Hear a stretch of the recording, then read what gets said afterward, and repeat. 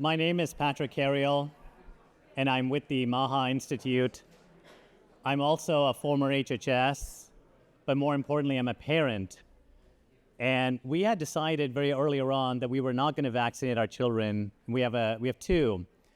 And due to social pressures, we ended up vaccinating our 12-year-old with probably 3 or 4 vaccines. And my second one is 5, and she's fully unvaccinated. Now, this is a sample size of 1, but even that, the differential between 3 and 4 doses of a vaccine and completely unvaxxed, that delta in immune health is quite stark. Dr. Hooker mentioned this is a sample size of 1, but even then, it's just noteworthy to mention. Today, we've heard from experts and advocates about the sheer scope of vaccine injury. But perhaps the most important voices in that discussion are from the clinicians who treat our children every day. Yeah. Pediatricians occupy a very unique role in medicine. They are part of our child's development, especially in the early stages of life. They're often the most trusted by parents. And they're also often the first ones that families and parents call when something doesn't feel right. So in our next panel, we have brought in 3 clinicians who have spent decades working with children. They've seen thousands of children and have a deep understanding of the neurological conditions, their immune health, and also how environmental factors can affect the health of our child. And what we hope to hear in this next panel is directly their firsthand experience of what they've observed in their clinical practice. So with that, I'm going to turn this over to our panel to have them introduce themselves. Hi, everyone. If you would have asked me about 10 years ago if I'd be sitting here, I would have thought you were crazy. And if you would have said to me even 2 or 3 years ago that we'd be talking about vaccines without saying safe and effective in the same sentence, I would have really thought you were crazy. But here we are, and we're talking about vaccines, and we're talking about something really important, vaccine safety and vaccine injury, and it deserves to be a part of that conversation.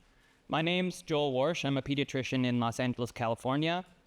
And the way that I got here, I did great medical training. I got a master's in epidemiology, was very normally Western trained, didn't think about vaccines very much, but luckily met my now wife during my time in residency. She's very holistic minded, opened up my eyes to a different world, started doing some training in integrative medicine, fell in love with it. The only thing I ever heard in medicine was it's all woo-woo, and started learning about diet and exercise. And of course, that's not woo-woo at all.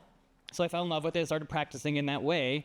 And very quickly, when you're in practice in integrative medicine, you realize that parents have a lot of questions about vaccines. And I realized very quickly that I knew basically nothing about vaccines and didn't have the answers to any of those questions. So started learning about it. And the more that I learned, the more questions that I had. And unfortunately, even just a few years ago, it was so censored, so it was really hard to talk about it online. But during the COVID epidemic, I got frustrated like probably everybody in here, and that really led me to say that I had to start talking about this, and I had to start speaking up as much as I can, and that led me to write a book and really research into the topic of vaccines. And I thought that was really important before speaking about it, because obviously it's so controversial. And luckily things have changed a lot, and we're able to have conversations like these, and I've been able to be on lots of big shows and podcasts and talk about vaccines without having tomatoes thrown at me or whatever it may be. So that's good. We're here today. And I just want to finish with a quick story for the media who are here, because I think you guys are the most important people here. And a lot of the people in the audience already have their preconceived notions, but I'm not sure that the media does. And I want to talk about anti-vaxxer, a story about an anti-vaxxer, because that's what we've pretty much all been called, I think. And so there was a parent who went to the pediatrician's office, beautiful, healthy 2-month-old baby.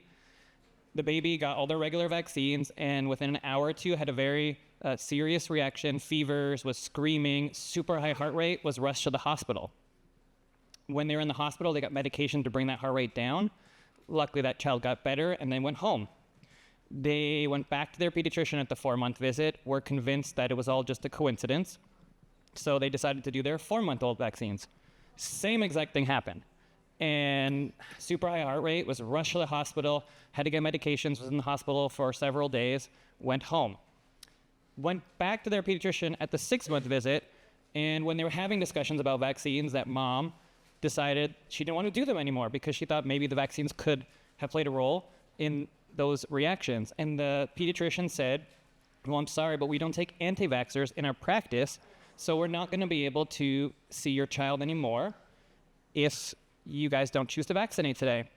So that mom left, and that's how she connected with me after, because she was looking up for practices where you're not required to vaccinate. We don't force anybody to do it in our practice. And she called me crying, and she was wondering whether she had done the right thing. And she had vaccinated her other 2 kids that were older fully on the schedule, but this child had severe reactions, and she thought she was crazy. And I told her she was not crazy. She's a hero for not getting that kid those vaccines. That's insane. We've gone way too far, right? We've gone way too far in modern medicine, and it's not about just protecting against diseases. It's also about injuries. Any medical product can have an injury, and you can want 2 things. You can want kids to be safe, but you can also want safe products, and those 2 things are not exclusive. And I'm glad we're here talking about vaccine injury today because it's not been talked about nearly enough. So that's why I'm here. Well, like Joel, I got a classic medical education at the University of Massachusetts and the University of Virginia and was chief resident there, and ended up spending 5 years in private practice and then 11 years as director of pediatric education in a residency program. And I love medical education. That is my joy and my life. And as faculty there, we had a clinic full of patients. And so one day I went in to see a 15-month-old, beautiful African-American boy who was at the time due for his MMR vaccine. And this is long before I knew anything about Andy Wakefield or the controversy. It was in 1999, although Andy's paper had been published the year previously, raising the issue. Within 24 hours, this beautiful, developmentally normal child regressed in front of my eyes, developed chronic watery yellow diarrhea, lost his milestones, and I racked my brain to think of what it could have been. But the only thing I could think of that was different was the vaccine that I had given. So I called the parents in and told them that I thought it was a vaccine reaction and how terrible I felt. And, they were the most wonderful family. They stuck with me for the next 26 years because they figured that I had admitted my mistake and nobody, knew any better. So that changed my life. I had gone into pediatrics to help children, and I had started to see in about 1995, 96, that there was more chronic illness, there were more kids that had ADHD and autism, and I had this thing that somebody ought to do something about it. So I announced to my husband that I was leaving this academic job with, salary and benefits and starting a solo practice. And he was like, are you going to be on call every night for the next 20 or 30 years? And I'm like, well, maybe. And then he thought, honestly, that I was having a manic episode, and I can understand why. Because I was saying things like, vaccines are hurting kids and somebody's got to do something. And, here I am in Lynchburg, Virginia. I'm going to change it for the kids that I can reach. So you'll be happy to hear that I went to the psychiatrist and was not diagnosed as having bipolar illness. And that I started my own practice in 2020. I worked for 16 months for no salary. I worked for another couple months for $200 a month. And then I did a couple years at $45,000 a year. And it's the best thing that ever happened to me because I met this incredible bunch of people from literally around the world. So I got to be medical director of the Autism Research Institute for 5 years. I went to think tanks twice a year. We had a unique model where we listened to parents and bench scientists and clinicians work together. And we set a research agenda, and one of the first things that the parents told us was that their kids had GI issues. So we started developing various research agendas. And then I modified my new solo practice such that I dramatically changed the way I gave vaccines. It was optional to get none if you wanted. I never would agree to give more than 2 at a time. I tried to pick the lowest aluminum-containing vaccines. I tried to not immunize anybody that was sick. I didn't use acetaminophen. You know, all these things I was learning as I went from the autism epidemic got applied to my practice. And at a time when the rate of autism was 1 in 50, my rate was 1 in 297. And at the time I started writing up that paper, I didn't have any kids with autism, but the universe has a sense of humor. So when I was doing the revision of the paper, I got my first kid born into my practice with my recommendations. So I published the paper and I sent it off to the Academy of Pediatrics, and I thought, wow, they're going to be so interested in this. You know, this is a way to, theoretically at least, it ought to be pursued. Maybe I didn't really prevent 6 cases of autism, but, you know, maybe I did. Never heard a thing. And then shortly after that, I got called by my hospital, and they said, Dr. Mumper, we've noticed that you don't admit nearly as many patients as the other pediatricians. As a matter of fact, you haven't had an admission in a couple of years, so we're worried that you won't know how to take care of people in the hospital. So if you want to keep your hospital privileges, you should come and, you know, follow us around. That surprised me too, because I thought they were calling me when they started off saying you hardly admit any patients. They were going to say, what are you doing? You know, how are you keeping these kids out of the hospital? So I have had a very rewarding career trying to help in my own little sphere of influence. And it's really gratifying to see us all here today. And I'm honored to be part of the group.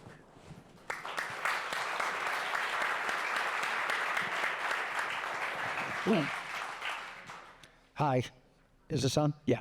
Hi, my name is Larry Palevsky.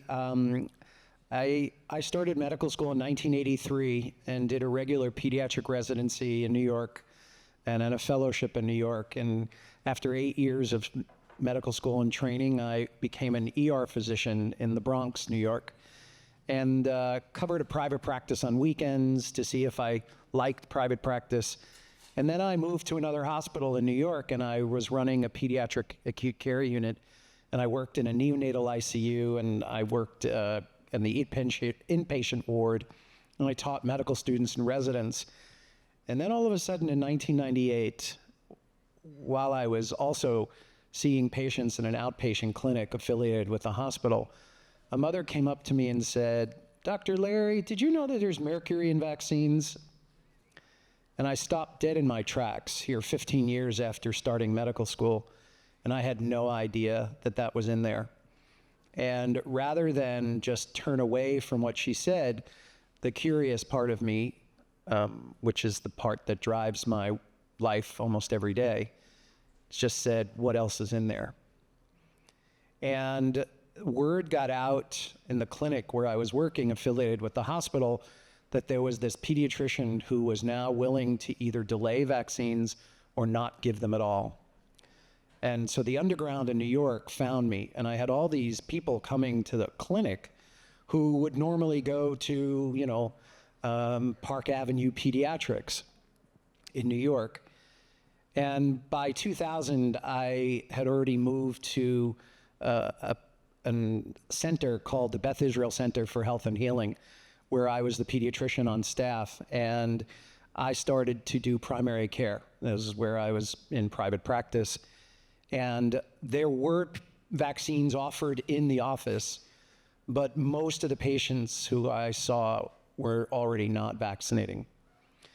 And so when I left there in 2002, I swore that I would never offer vaccines again in my practice, because from 1998 to 2002, the amount of research that I had done was very concerning.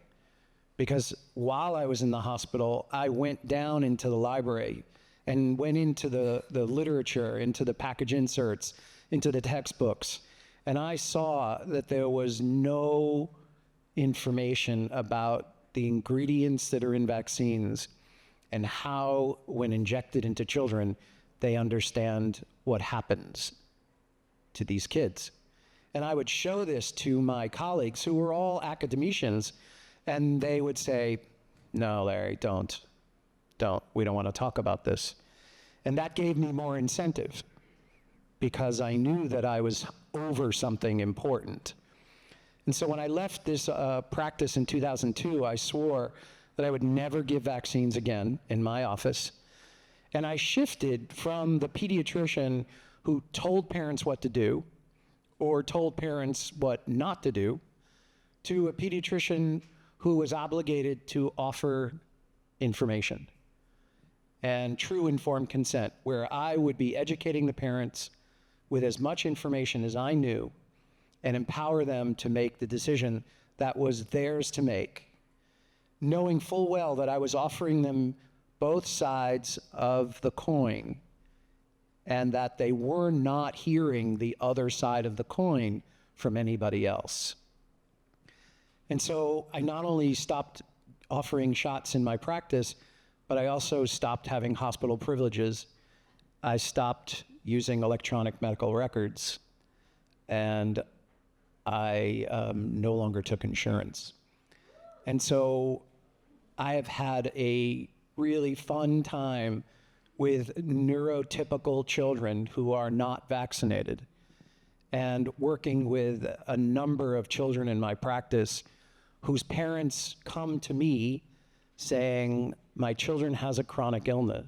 My children have a chronic illness. Can you help us?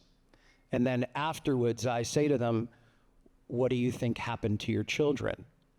And the majority of them say to me, we think it was the vaccines. A lot of them are afraid to say it because they know I'm a medical doctor and they know that I might talk down to them. I don't feed them. I don't guide them to saying it. I offer them the opportunity to come to it in a safe way.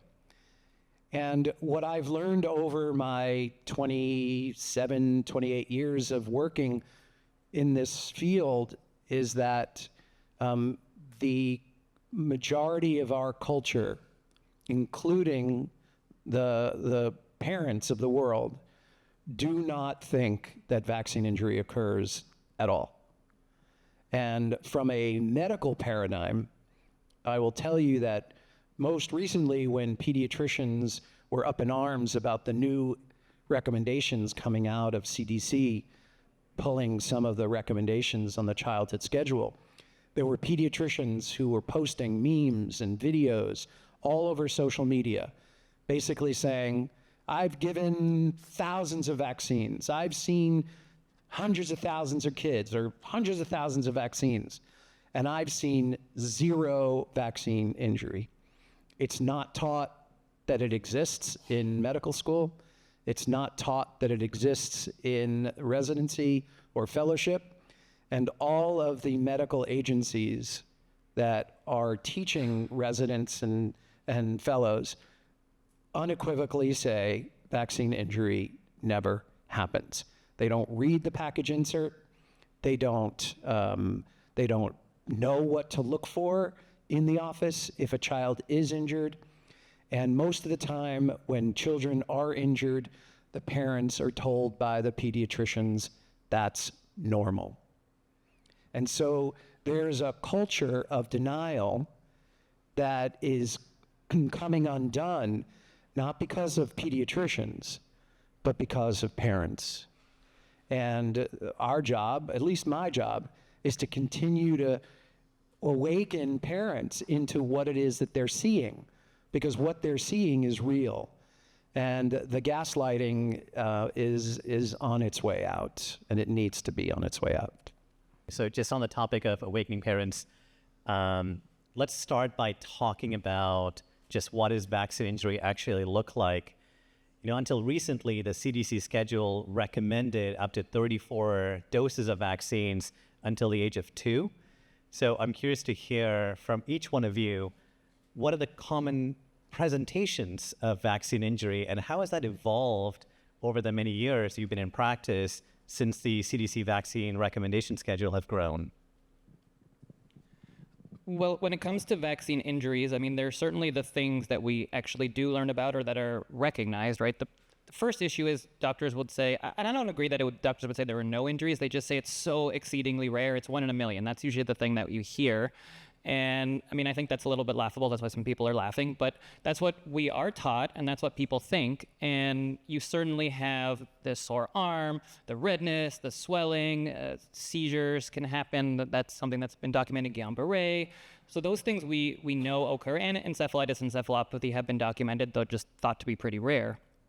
I think the big question is everything else, right? All the other chronic conditions, because those are not thought of as vaccine injuries in any way. And that has to be the thing that needs to be studied the most, so that way we can really boil down how vaccines are related to those and in what way, what percentage. And certainly not all of chronic disease just from vaccines, but with all of the stories and all of the parents and all of the concerns, it's not zero. It's not 0% of autism. It's not 0% of asthma. It's not 0% of all these chronic conditions. So the question has to be how much and then why. And once you can figure out what the reasoning behind that is, you can work to change that. And right now, doctors, I think, don't believe that vaccines cause injuries. And so it's really easy to brush that off. And you have studies like have been put up on the board today, and most doctors don't even recognize those studies. They say, oh, they're done by anti-vaxxers, and they just kind of disregard that. So I think one of the big things that really needs to happen, and I hope it is happening and will continue to happen, is more research that hopefully can get into bigger journals that will be recognized by doctors, so that way the conversation can be had, because doctors are really the gatekeepers of vaccines. And if we don't change that narrative, then after Secretary Kennedy is gone, I'm worried that things are just going to go back to the way they were. And ultimately, the goal should be healthy kids. And all of our goal together should be healthy kids. That's what we all agree on. And it should be 1,000 vaccines or 0 vaccines. I don't care, as long as we have the healthiest kids. And we're never going to get there by just assuming that vaccines never cause a problem, because that doesn't make any sense. Nothing else in medicine is that way. But for whatever reason, vaccines have been put on a pedestal, and we're not able to study it. And I know that doctors want kids to be healthy, and if they understood in the language that they deem acceptable, in the places that they deem acceptable, from the people that they deem acceptable, then the narrative would start to change. And you would say, well, aluminum and hepatitis B increases your risk of asthma by 10 times or whatever it is. Okay, why? And then we would figure it out, and then you could start working to make a safer vaccine or a different vaccine or pull that vaccine, whatever it may be. So to me, I think the first thing is even just defining what a vaccine injury is. And I don't think the vast majority of physicians would consider almost anything that most of the people in this room consider a vaccine injury an actual vaccine injury. So in addition to all the usual things that doctors should know, like anaphylaxis after a vaccine, for example, or the fact that the child might have a fainting spell, or the fact that they might get that high-pitched scream that the parents describe as something totally different from the cry that the child had before, which to me means encephalitis until proven otherwise. I want to raise the awareness of simple things like eczema. So if I see eczema in a 3-month-old baby, that to me is vaccine related until proven otherwise, because there is data from these 11, 12, 13 studies showing that eczema and other forms of immune dysregulation are associated with increasing number of vaccines or poor vaccine reactions. And I cannot tell, even by doing a thorough 2-month-old exam, what that child's liver function is in terms of detoxifying aluminum, what their genomics is, whether or not they can detoxify the ingredients that are in that product. So eczema, early allergies, food intolerances, colicky behavior, I always have in the back of mind that this could be a child who has some sensitivities to vaccines. Asthma is another big one. We did a prospective study in my practice where we looked at number of vaccines and various chronic conditions. It was published by our own Brian Hooker and Neil Miller in May of 2020. And we showed that even ear infections were associated with vaccines. So mind you, I'm doing a very modified schedule. 30% of my patients don't vaccinate at all. We counted vaccination as being one vaccine. So we had this, this really, I think, good collection of, admittedly, looking back at my records, but a lot of data about child diagnoses. And even with a modified schedule, my rates of kids having ear infections doubled.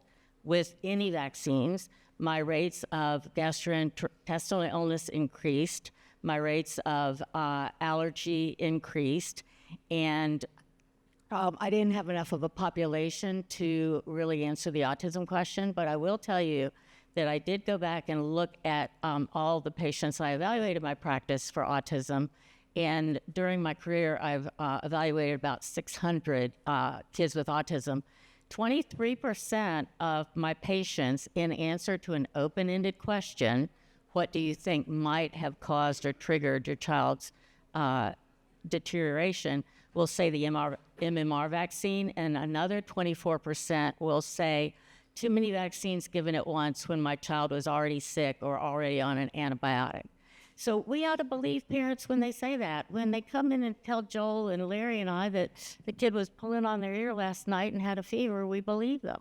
We have to believe them when they share their observations about vaccine injuries. So I would say that we need to consider what we know is happening to the immune dysregulation and gastrointestinal dysregulation in children that get a lot of vaccines, because the GI system is the seat of our immune system. And I think one of my biggest jobs in the first 1,000 days of a child's life is to have them grow up with good gut flora and a balanced immune system. So when you look at the CDC data, 1 in 6 children in our culture has neurodevelopmental disabilities. 1 in 31 has autism. 1 in 9 has ADHD. 1 in 20 under the age of 5 has seizures. And that data is 10 years old. When you look at more of the data, 1 in every 4 children has at least one allergic condition. 1 in 10 children has asthma. 1 in 5 children is obese, and about 1 in 5 children have some mental, emotional, or psychological condition. The autoimmune conditions in our pediatric population are rising exponentially. And there's a thread underneath every one of these children: chronic inflammation.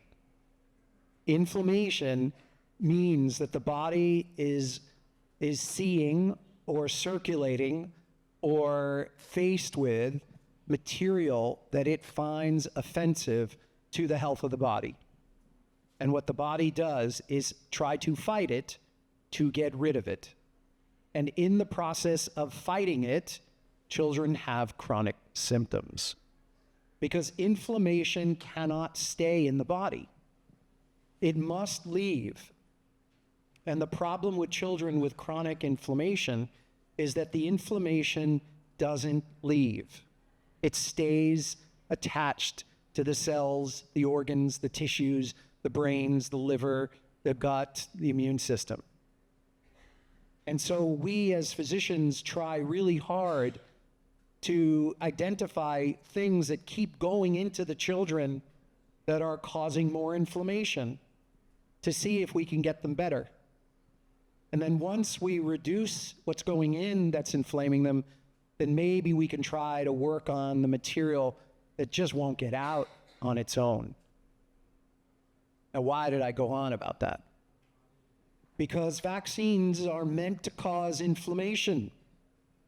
That's the definition of a vaccine when it's given into the body. A vaccine is meant to cause inflammation because the desire is to get the immune system to mount an immune response against bacteria and viruses. And so, by definition, we cause inflammation when we give vaccines. Now, there are a couple of really important scientific questions that are missing. How long does that inflammation go on? We have no data. Where does that inflammation go in the body? we have no data. And so when you look at the studies and the surveillance after children are vaccinated, there are no real understandings of what happens to children 2 months, 5 months, 8 months, 2 years, 5 years, 15 years down the road. And so if we know that we have, and I have to say, more than 1.4 million kids with chronic illness, it's much higher than that. If we have so many kids with chronic inflammation, and we are administering a medical procedure that causes inflammation without data to understand how long it lasts and where it goes in the body, we owe it to our children to find these answers before we keep causing inflammation. And so, my summary of that is every child vaccinated is injured because inflammation has to happen. And because inflammation has to happen, all bets are off as to where and for how long. And we have an amazing approach in our culture that if you don't see a reaction, there was no reaction. And that's false. Yeah. Just because you don't see a reaction doesn't mean there wasn't a reaction. And what happens cumulatively when you add more vaccines on top of each other, we have no data to understand where the threshold hits when inflammation goes way beyond what the child can tolerate. Thank you for that. I want to stick with that topic for just a minute. So I would love to understand like the latency period between when the vaccine was administered and to when these chronic inflammations start to occur. And when these latency periods are long, as mentioned here with chronic inflammation, what is giving us that conviction that the chronic inflammation was indeed due to that vaccine versus other environmental toxicants? Well, I think the biggest thing is parents reporting it and doctors seeing it. I mean, I think that you have a temporal course where things start and then it continues on. But I do think that's one of the hardest questions and why you need the prospective studies, the vaccinated versus unvaccinated studies, more of them, because that's really the only way to know. Most of the vaccines were studied short term by the companies. If they were studied pre-licensed, they were, not against saline placebo, but maybe 6 months, maybe a year, maybe 2 if you were lucky, but generally against another vaccine. And we really don't have, I think, any idea of what vaccines do to us long term. And I think that's the biggest question, because I think we have a reasonable understanding of how a vaccine works, how serious a disease could be, but I don't think we have a good grasp at all on long-term safety data.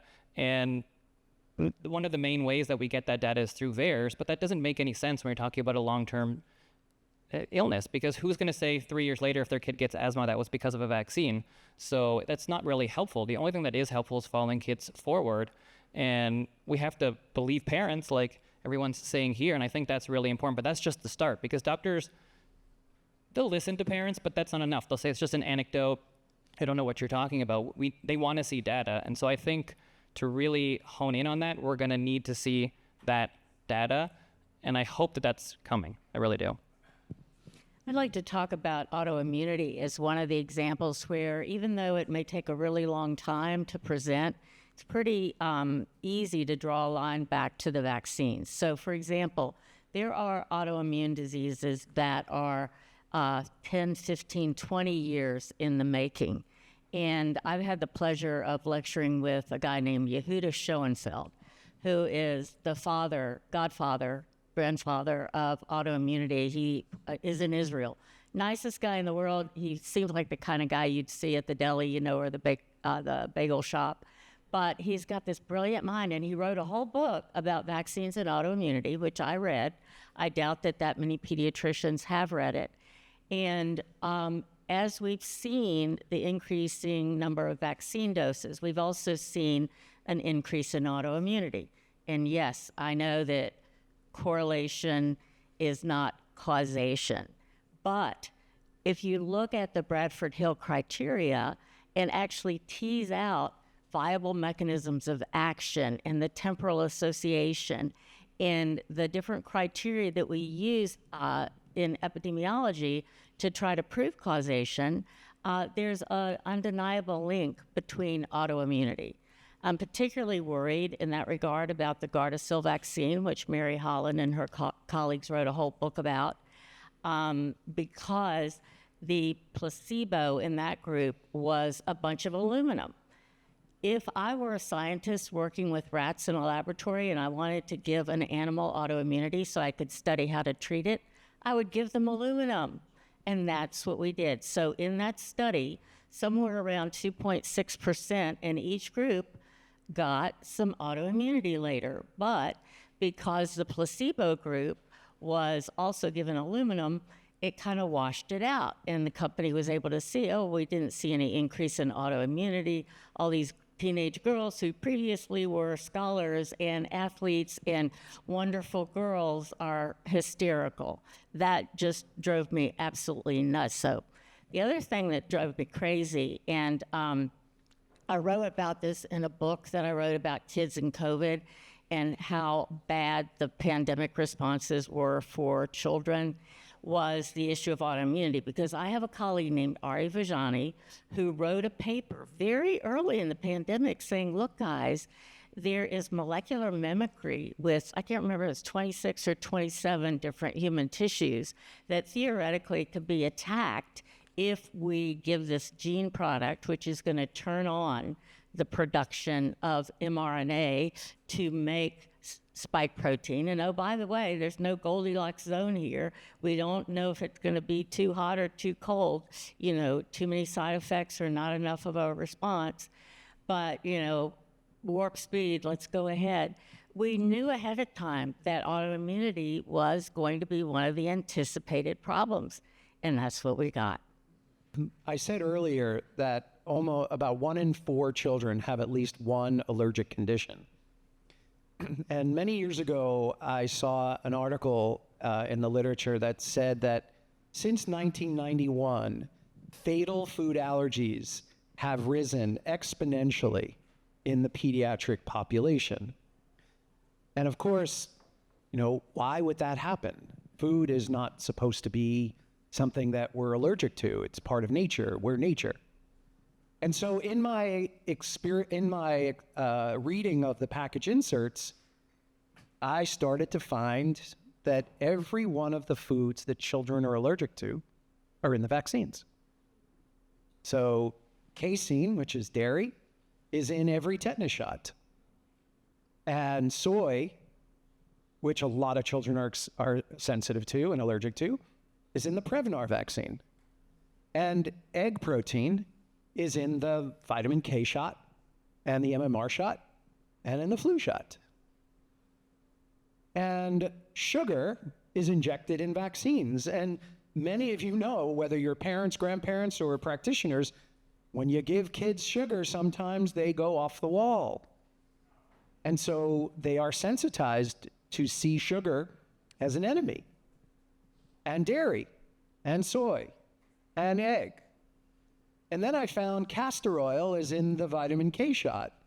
And I found an article that said that castor oil cross-reacts with nuts and tree nuts, peanuts and tree nuts. All right? Another allergy that kids have. The one thing I couldn't find was gluten, right? Because we were seeing gluten allergies and gluten sensitivities. I mean, the dairy could be explained by the vaccines, the egg, the nuts, the tree nuts, the eggs, and the sugar could be explained. But what about gluten? And then I stumbled on a paper that showed that polysorbate 80 can be extracted from wheat. And polysorbate 80 is in every childhood vaccine that has aluminum nanoparticles in it. And that's every childhood vaccines except the individual injectable polio, the MMR, and the varicella. And so here was an example of how we could explain why since 1991 we're seeing an exponential rise in fatal food allergies. And when I presented this in front of a scientist who's with Yale University and the WHO, he said to me the following: come on, you don't think a little bit of food is going to make a difference in a kid? And therein lies the science. In your experience, is there, like, when you look at the CDC schedule, is there like a worst offender, like one that is bound to cause a lot of these chronic conditions?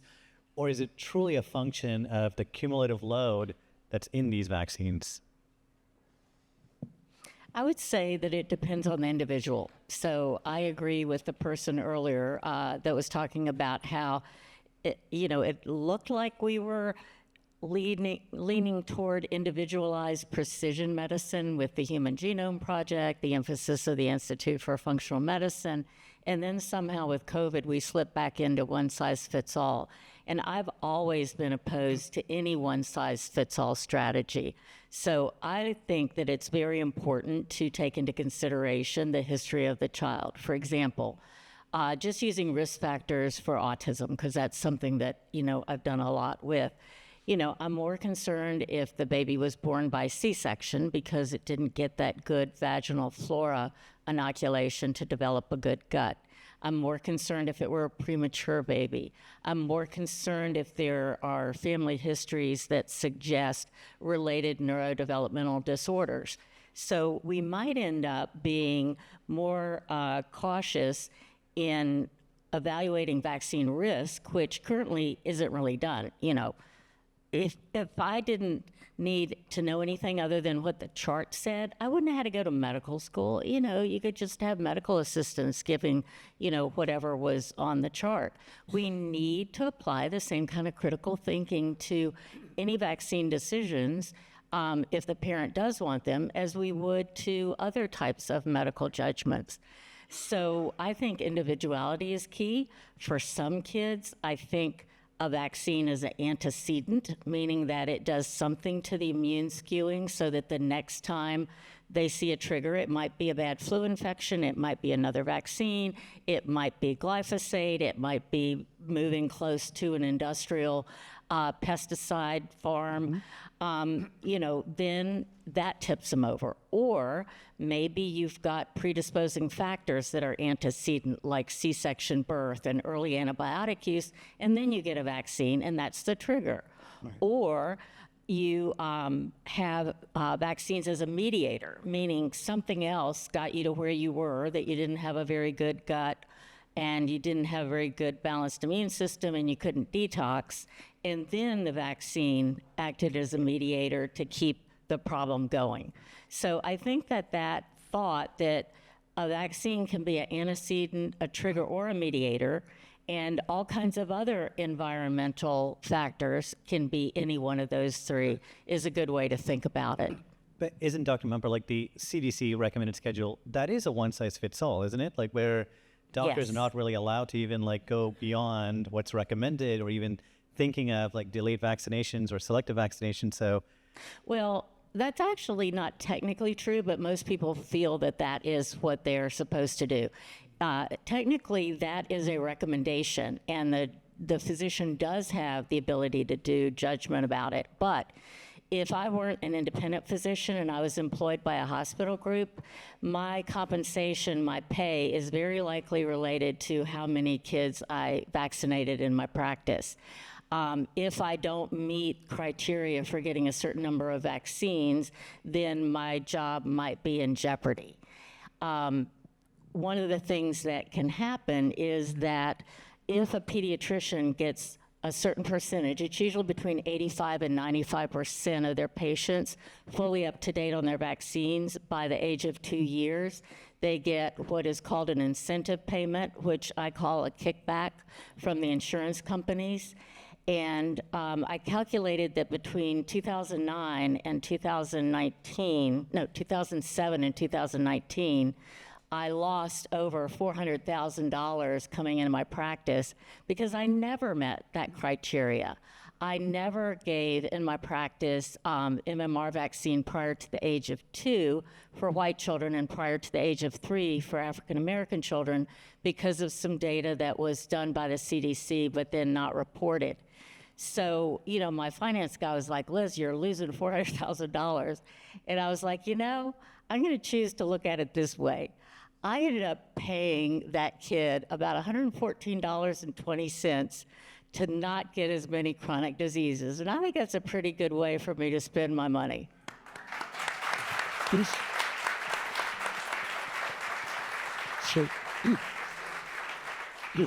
So I do see children in my practice with chronic illness, not just neurodevelopmental disabilities, but chronic illness, where they were not vaccinated at all. And maybe they got the vitamin K and nothing else, or nothing.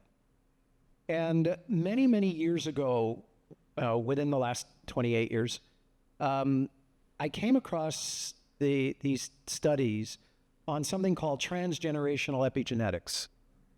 And I thought, oh, this is interesting. I'll explain it. Don't worry. And so what transgenerational epigenetics showed was that in rats, if you gave a pregnant rat a pesticide or an herbicide during pregnancy, when her offspring were born, her progeny, there was a known defect seen in her babies. And when the scientists took those children of the mother and reproduced them when they were old enough, their progeny also still showed the defects that the grandmother, as a cause of the grandmother being exposed to that toxin. And then they reproduced the rats again.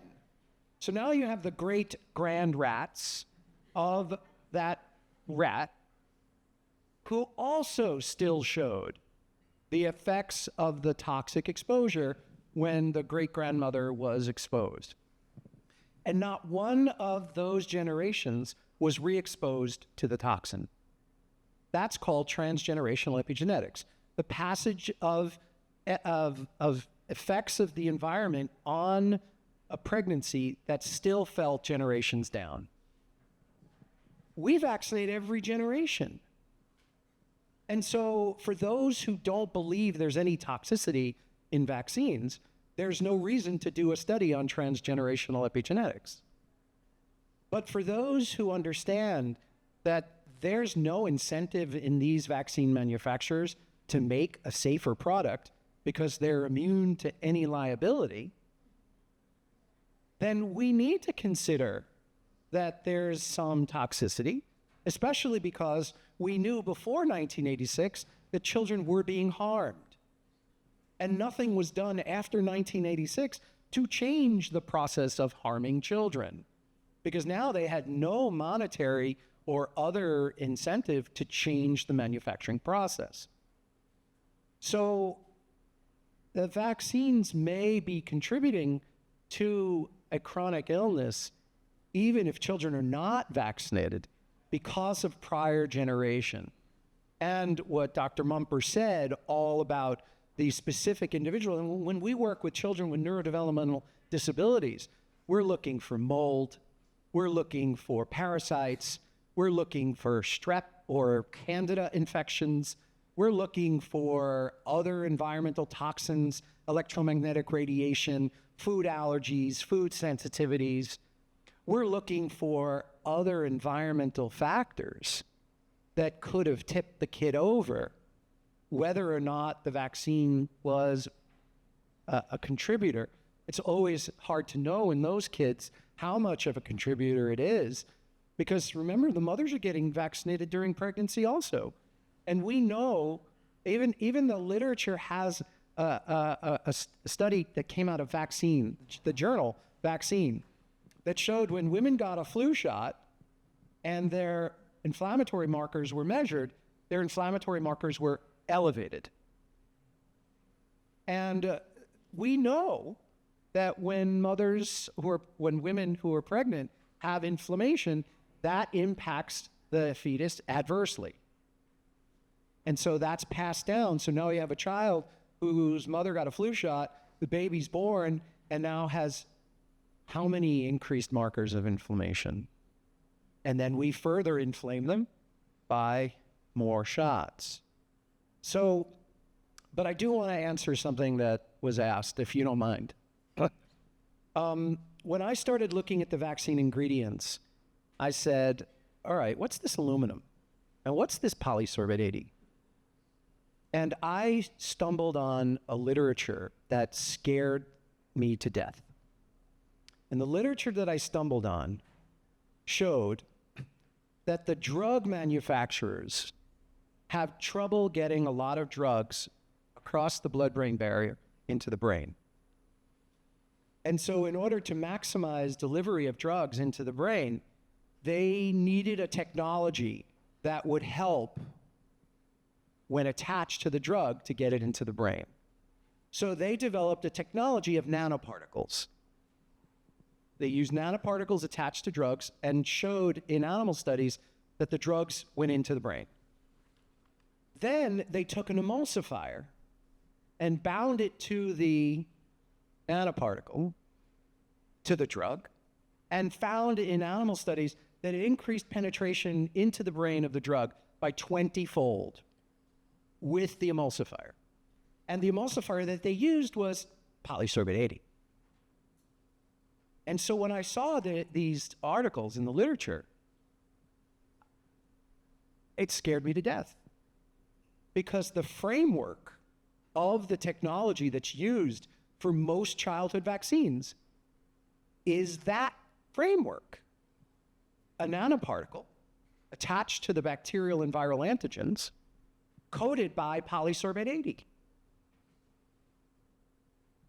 And so when asked, when I did my investigation, I said, why is polysorbate 80 in the vaccines? And I was told it's to help disperse the vaccine material away from the injection site. Well, how far, right? Because we know polysorbate 80 can cause infertility, but also can get into the brain. And if it's coating a nanoparticle like aluminum, which is bound to bacterial and viral antigens, then we're not just getting aluminum and polysorbate into the brain, we're getting bacterial and viral antigens or anything else that's attached to the aluminum nanoparticle that's a contaminant in the vaccine. And so people said to me, well, but it's not in the MMR. I said, no, but let's look at what's in the MMR. Sorbitol. Sorbitol, which is a relative of polysorbate 80. I'm not an expert at it. I just read what the science says. The science says, do not inject sorbitol into the body. So you asked, is there a vaccine that may be fatal? Well, certainly enough parents have reported that the MMR is. But you see, sorbitol can open up the blood-brain barrier. And when I dug even further, I saw that pharmaceutical industries use sorbitol to bind to chemotherapy drugs to enhance the delivery of chemotherapy drugs into the brain. So, is that what's happening after the MMR? And so, if you've been listening carefully to me, I'm asking questions that are scientific. But knowing this information about nanoparticles in the vaccines and polysorbate 80 coating them and sorbitol in the MMR, and knowing that these are all used purposely to get material into the brain. Well, but when I share this information with parents in my office or in lectures, they look at me and say, Dr. Larry, is this intentional? And I don't answer because I don't know. But it certainly strikes parents when they hear these scientific pieces of information. They certainly look at me and say, it's possible, isn't it? And I say, well, you're going to have to answer that because I can't answer what the intention is of the vaccine manufacturers. And the thing is that no one calls them on this because this is design defect. And this is knowing that they could have made a safer shot because they're using a technology that they already know gets into the brain. And when you have 1 in 6 kids with neurodevelopmental disabilities, you have to scratch your head and say, well, all the studies that were shown here today don't show that in unvaccinated kids. But we're old enough to know that you do see it in unvaccinated kids, and that's why I brought up the transgenerational epigenetics. Yeah, thank you very much. I want to shift towards like understanding the mindset of the mainstream pediatricians. There's clearly a lot of scientific literature about vaccine injury. Larry, you spoke about many of them. I'm curious as to, despite all of that, why do mainstream pediatricians not accept vaccine injury? Is it truly an ideology? Is it a fact that they're not trained in it? Is it financial incentives like Dr. Mumper talked about? Or is there other institutional pressures that they're under? Like, why is it so hard for them to say this exists? Well, I think it's all of those for sure. I mean, there's certainly some institutional pressures for the doctors that work in institutions, and it's a religion to some degree, right? I mean, I think we have to remember that most doctors don't go look at the primary literature themselves. I'm certainly a victim of that. I mean, I can be honest about that now. I had no idea. I didn't look at the literature. I was just trained in residency, like, here are your vaccines.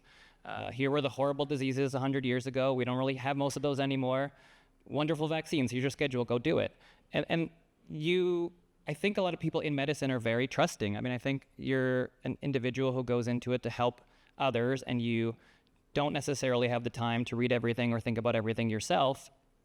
And so you believe the institutions, the CDC, whatever you're told, and you go do that, and you never really look it up yourself. And when you do hear about those individuals that are talking about issues, they're called anti-vaxxers and quacks, and then you just dismiss it, and you never really see any of that other research. And until I looked at it myself, I had no idea. And the more that I was asked questions, the more that I looked into it, the more that I realized there are so many questions that are unanswered. There's so many things that we don't understand, and there's so many things that don't make sense. Like, for example, you're talking about brain injury, and we know that vaccines in the published literature, in mainstream, not woo-woo or out there, can cause seizures. It can cause encephalitis and encephalopathy.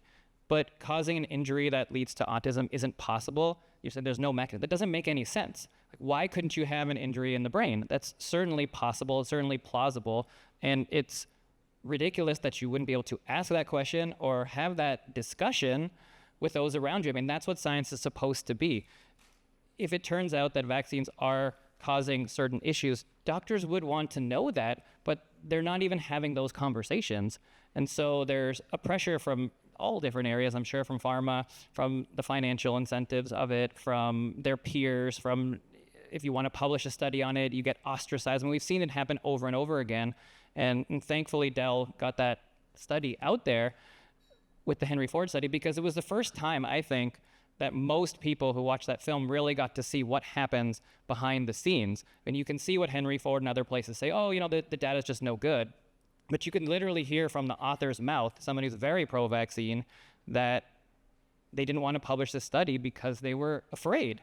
And I think that's what's happened over and over again in the vaccine literature. And so we only have one side of the data. We don't have the other side. And then even when you do get a study that looks at vaccinated versus unvaccinated individuals, it's generally people who are deemed automatically as an anti-vaxxer, and then that's thrown out. So you don't ever get to see that. Like, you guys at the McCullough Foundation put together an amazing report, but I guarantee you that 98% of doctors never saw it. And even if they did, they'd say, oh, Peter McCullough, he's an anti-vaxxer, who cares, right? And so that is what this situation is up against right now. It's very difficult, if not impossible, to get a study published in the New England Journal of Medicine, the Lancet, systematic review. I mean, there's no way that most doctors would look at the vaccine and autism research and say the science is settled if they actually looked at it. Like, it just doesn't make any sense.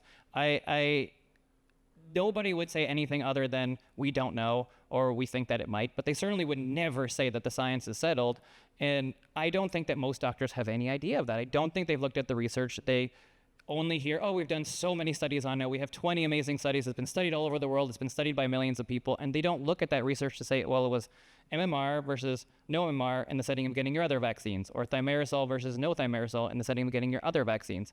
Except that we have hepatitis B and Prevnar and DTaP and Hib and polio and many other vaccines in the first year. And when you see Aaron Siri on the stand or deposing people on the stand and you ask them, well, what studies have been shown to say that hepatitis B isn't related? They don't have any studies. The only reason they say it is because it hasn't been proven, but you have to study it to prove it. So I think we're in this weird predicament right now where at least we're able to have discussions and things are starting to come out and stories are starting to come out. And I hope that momentum continues, because ultimately if doctors do look at this and can learn about this and this research can get to them, I think change can happen. But right now it's the parents that are changing things, and I see it all the time. I see it in Facebook groups that I'm in with doctors.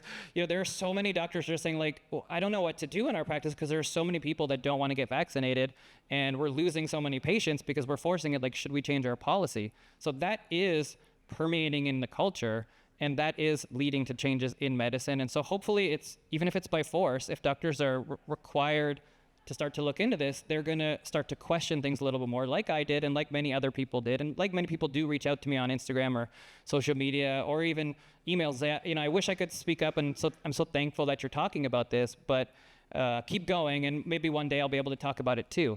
A lot of doctors have seen injuries and they're just not willing to say it, and I don't think we have any idea what the scope of that is. I mean, even, I don't know if you listened to Aaron Siri's podcast with that neurologist, his first one with Russell Sorosky, and he was talking about, he's a neurologist, and he was talking about just how many injuries he saw professionally that weren't coded as vaccine injuries. So until there's a mechanism and a way to actually categorize these, understand them, and study them, it's going to be very difficult to know what the true scope of vaccine injury is. And ultimately, if we can study it, I think that it's going to come out, because all of the research so far shows that vaccinated kids have more issues than unvaccinated kids. But also, if you ask any practitioner that sees both, they would say the same thing. And I've never once spoken to anybody who takes care of both vaccinated and unvaccinated kids that would say that the vaccinated kids are healthier. They always say the unvaccinated kids are healthier, have fewer chronic conditions. That's been my experience. It's just anecdotal, but it's my experience. But that should be interesting enough to say, hey, let's figure this out. Do we want to increase our chronic diseases, or do we want to decrease them? And how are vaccines related to that? If we can figure that out, we can make kids healthier. Yeah. So I don't think there's any pediatrician that went into practice to harm children.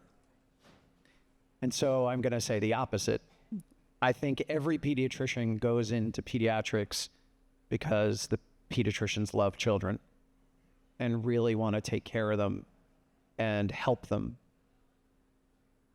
So can you imagine what it would be like if pediatricians woke up and said, holy cow, what have I done? Can you imagine? And so I think that's the scale that we're looking at when you ask the question, what's it going to take?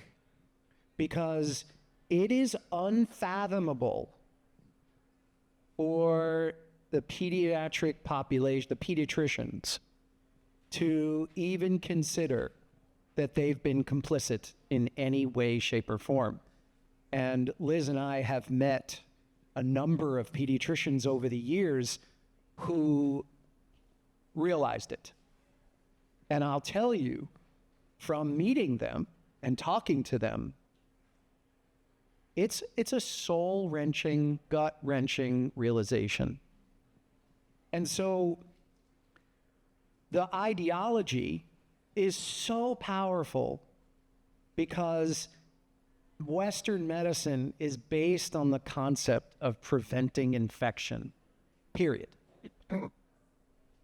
And pediatricians will say to parents, the only way to prevent infection is through vaccination and nothing else. We saw that when we had the measles outbreak in Texas. We're seeing that with the measles outbreak in the Carolinas. There is no other way to prevent infection other than vaccines. That's bigger than the Berlin Wall. And so that's what we're dealing with. I don't think we're up against it. I just think we're dealing with it. And so it is our responsibility, with as much love and compassion, to introduce the possibilities to our colleagues in pediatrics, and using the Socratic method, which I know Liz and I use. Sorry, Joel, I don't know how you practice, so that's not nothing on you. So it's using the Socratic method. Have you ever thought of? And what do you think of? And have you ever considered? Do you think it's possible? Because I'll tell you, most pediatricians have no idea what's in a vaccine. And they don't know how it works, other than, well, you get an immune response and you're protected. And I have to say that we are really lying to people when we say, if you're vaccinated, you're protected. Because there's a lot of primary and secondary vaccine failure, which means that when you get a vaccine, nothing happens. You don't get an antibody at all. That's primary vaccine failure. How many kids? Well, at least with the MMR, that's 2 to 10%. 2 to 10% of kids who get the MMR have no antibody response at all. That's primary vaccine failure. And then the other primary vaccine failure is they develop an antibody, but it's not protective. It's just an antibody, but not a protective antibody. And then there's secondary vaccine failure, where kids are vaccinated and they're protected, but that wears off maybe 3 months, 4 months, 6 months later.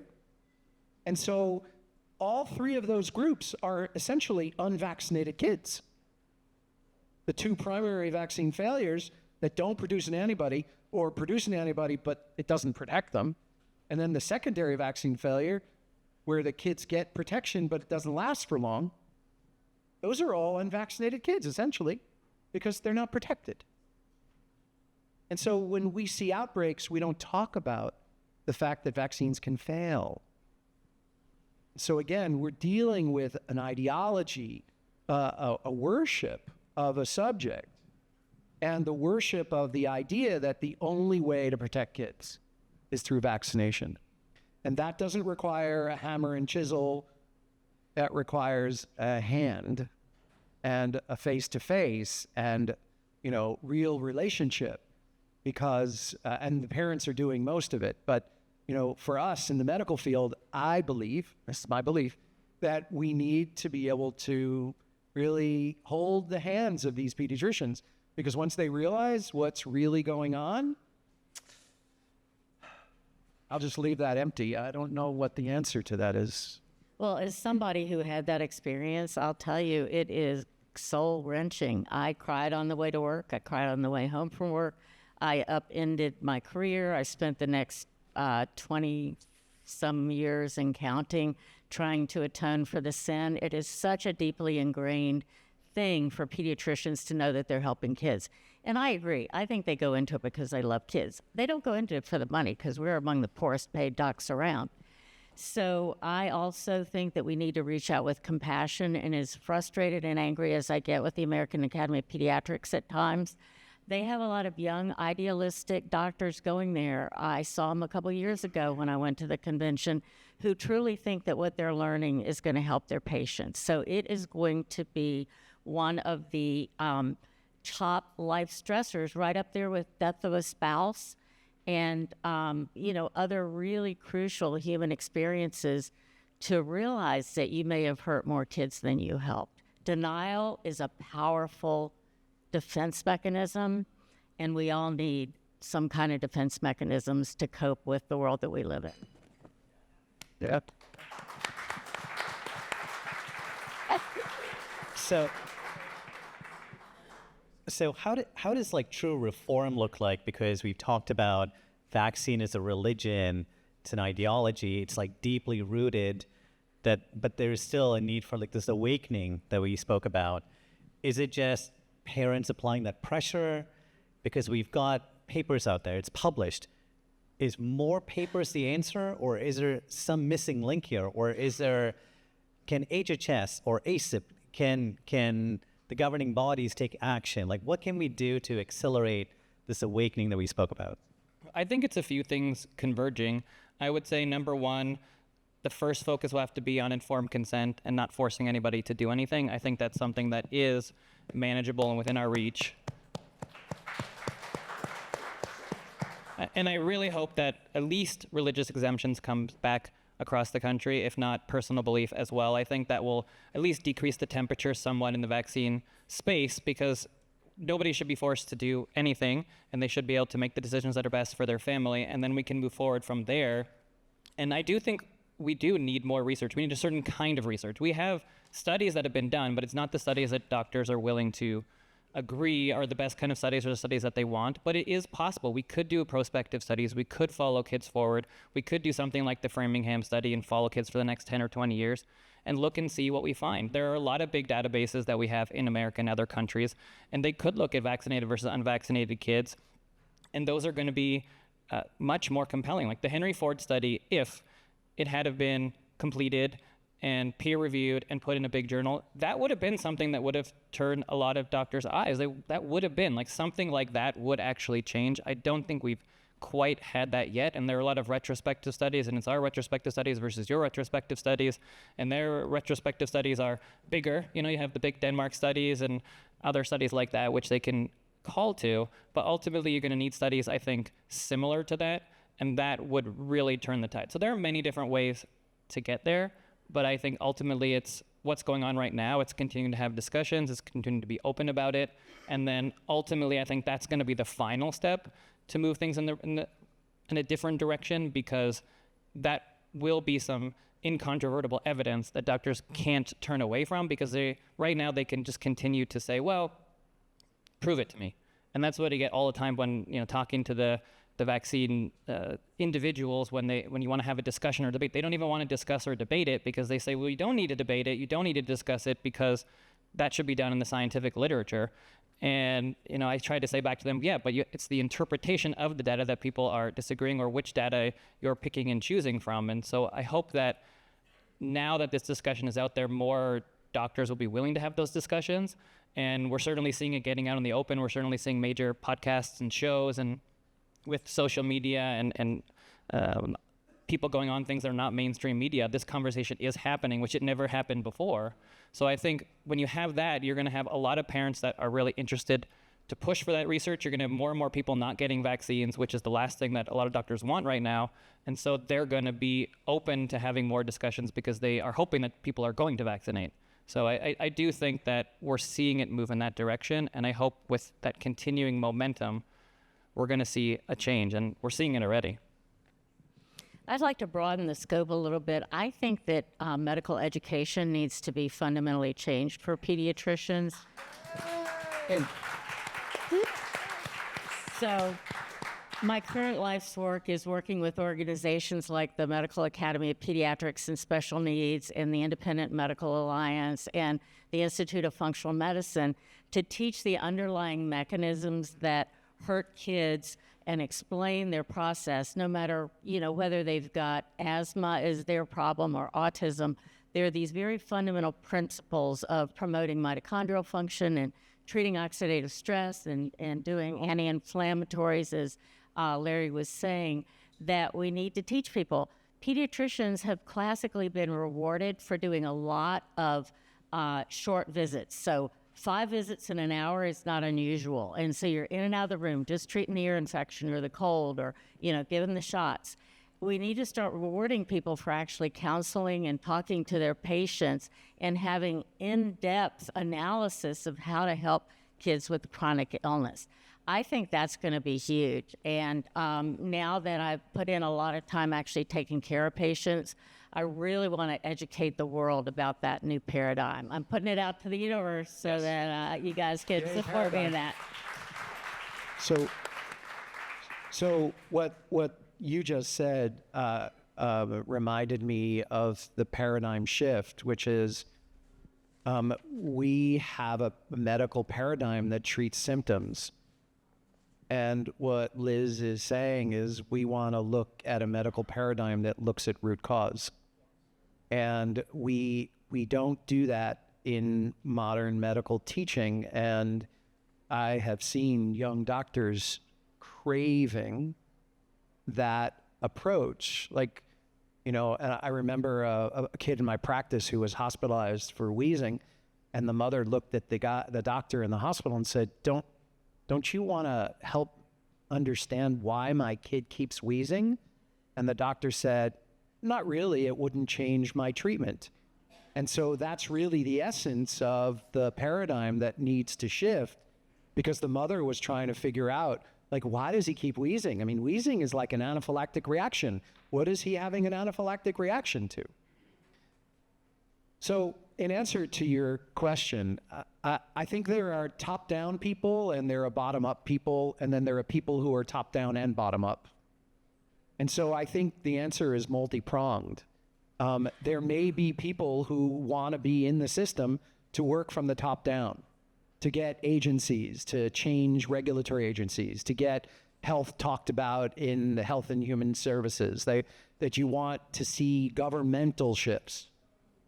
I don't know how possible that is because of how strongly corporations work and have their tentacles inside the inner workings of top. But I think, personally, I think it's always been a bottom-up. And that means that, and Toby said it earlier today, and I really want to re-emphasize it. Thank you, Toby. It's going to be the stories.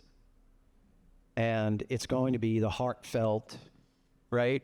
Because when people will say to me, well, Dr. Larry, vaccines are safe. And so, Patrick, bringing information that says they're not is like putting two North Poles of magnets together. They repel. Vaccines are safe. No, they're not. Vaccines are safe. Well, here are all the studies.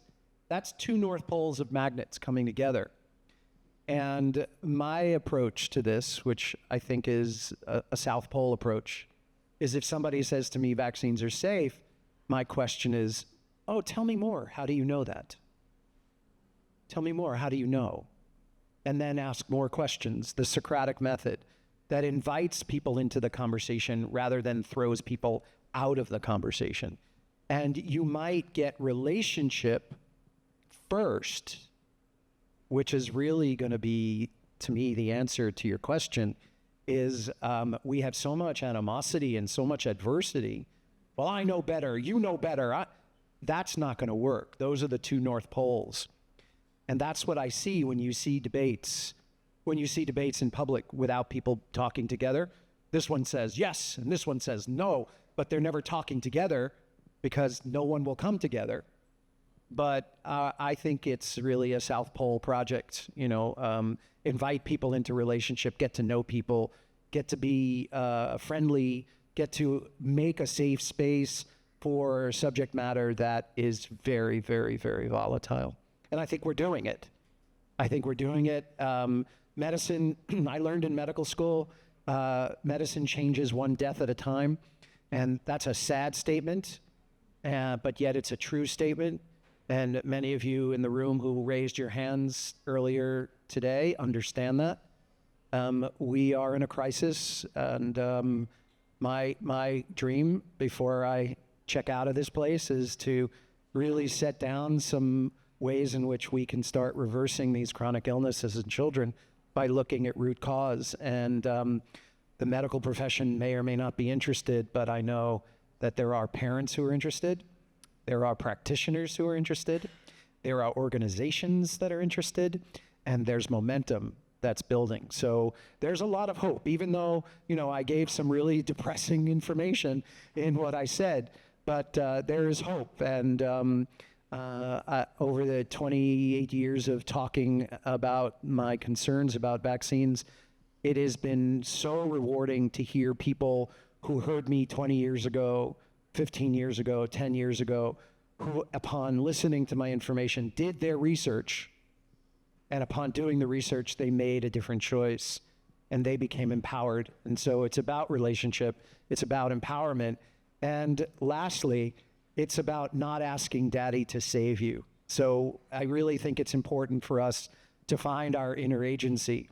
that's going to propel us forward, and not ask for the authority outside of us to put a papal blessing that says you're right or you're wrong. Because in my experience, it's those parents who did that who are the ones who are now suffering at the hands of the medical profession, because they made the decision because they listened to the authority and they trusted the authority, and they remember moments when they went in and took their kids to the pediatrician and said they knew in their guts. How many times, Liz, have you heard moms say, I knew in my gut this was wrong for my kid, but I trusted my doctor and I did it anyway, and boom, the kids were never the same. And those are not anecdotal, because we've heard them for decades. And those are the parents who are going to help us make that shift. And so, thanks. Just absolutely powerful. We'll take like one or two audience questions. I've got one here that says, should parents with infants who are not vaccinated against measles be worried about measles right now? What, if anything, should they do about the measles outbreak in the various places in the U.S.? Well, I'd like to start, and you can go. So I would want you to put your child on vitamin A and vitamin D and vitamin C. They are so protective, and Larry's talking about what our grandmothers knew. You can give them cod liver oil, for example. And high-dose vitamin A is actually very effective as a treatment for measles, and yet the two poor girls in Texas who died didn't have the chance to get that. That's been published in the literature for decades, and yet they didn't receive that very well-documented and even WHO-recommended treatment. The other thing is that, and I think Dell's slides pointed this out, is that if my 2-year-old granddaughter was in a daycare that had a measles case, I would send her over there and I'd put a blanket over the table and put the measles kit of my grandchild in there, because she is very likely to do well with it, and then she's going to be protected against certain cancers and certain inflammatory bowel disease, and her immunity is lifelong. What? And our disease. So I'm gonna break the sound barrier for a second. The challenge that I think we have in the whole arena of infectious disease and vaccines is that we're taught that if a child doesn't have the measles infection, she doesn't have the measles virus inside of her. And that's wrong. And so just because a child doesn't have the measles doesn't mean she doesn't have the virus in her body.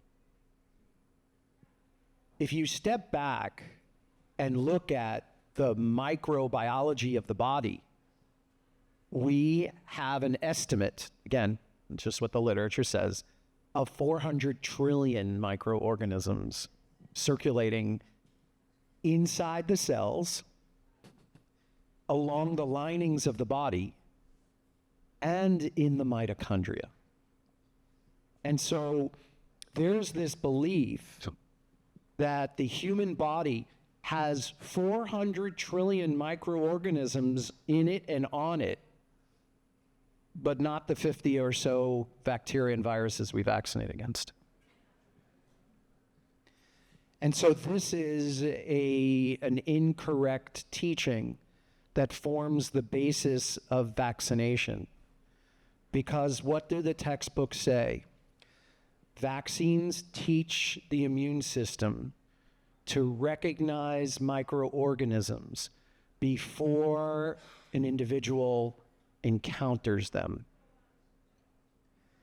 And when a baby comes down the vaginal canal, not only does the baby get vaginal fluid, but most of the fluid is from the anus and the perineum of the mother.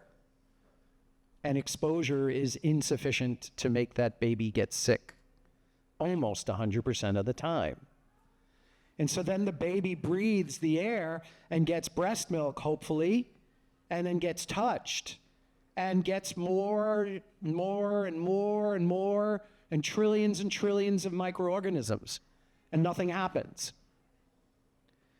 And there isn't a moment in our lives where we're not exposed to microorganisms. You shake somebody's hand, you get their microorganisms. You kiss somebody, you have sexual relations, you get their microorganisms. You eat, you get microorganisms. You drink, you get microorganisms. You pick your nose, you get microorganisms.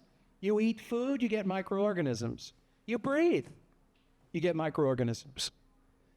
And so there's this fear-mongering, and that's what I meant by the paradigm of infection all the time. We're never not exposed to microorganisms. And so we don't need to be exposed to someone who's sick to be exposed to a germ that we vaccinate against. We don't need to be exposed to someone who's sick to be exposed to the germs that we vaccinate against. And the danger of vaccinating against germs that we don't think we have in our bodies is what brings on the autoimmunity potential that Liz was talking about. Because not only do the microorganisms potentially live already in our body, but there's also muscles and joint tissue and thyroid tissue and brain tissue and other microorganisms that have similar genetic structures to the germs we vaccinate against. So we teach our bodies to reject the microorganisms, but then the immune system finds that the tissues in ourselves that are similar or the same. And then we create autoimmunity. So we're doing vaccination based on an assumption that the organism isn't already in your body. And that's an assumption that can never be validated, ever. And that's why I would say to that mother, expect that she's been exposed, and we can do what we can, as Liz said, to maximize her potential, to